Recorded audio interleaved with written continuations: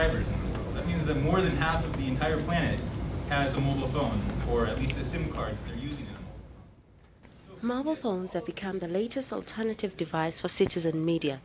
The mobile phone has also provided a sense of accountability for the news disseminated by citizen journalists.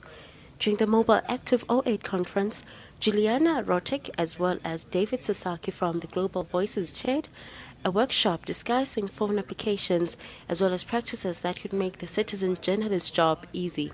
I see other people blogging right now, and everyone knows that everyone, and literally their mother now, has a weblog and writing constantly, and there's this just, torrent of information that's coming at us, which is good because it's democratizing the media a lot. And now anyone kind of has their own printing press, so they can do their own radio station. But it also means that we don't know how to filter the information, and that's what Global Voices really tries to do. What we found that it really works well is during crisis moments, during emergencies.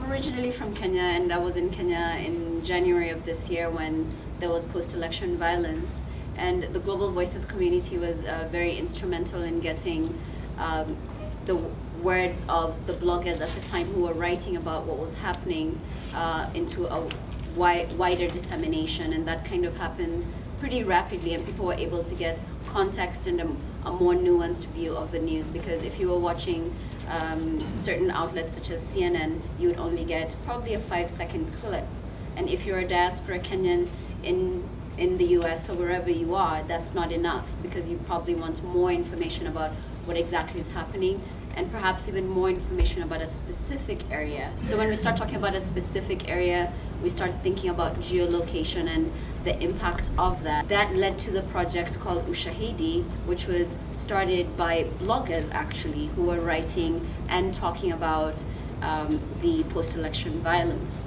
We set up a platform where people were able to input their blog posts, pictures, and later we were able to set up a phone number where they could actually text in incident reports in whatever area they were.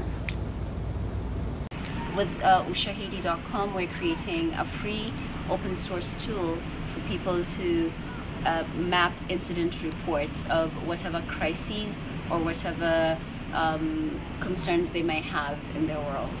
Something interesting that we realized through Global Voices is that as we get more people saying their stories, earlier this year was mostly through blogs, but then as we get more people using mobiles and reporting what's going on, that information does bubble up, and there are cases where it'll end up on The Economist or other major media outlets. So you can have a bottom-up bubbling effect of getting news from the ground up all the way out to the rest of the world. Using simple user-generated reports and Google Maps, Ushahidi managed to gather citizen-generated crisis information during the post-election violence in Kenya. With any of the social media campaigns, you want to think about making campaigns that work for any phone, any phone that can reach somebody in the rural area. So you want to have a comprehensive strategy.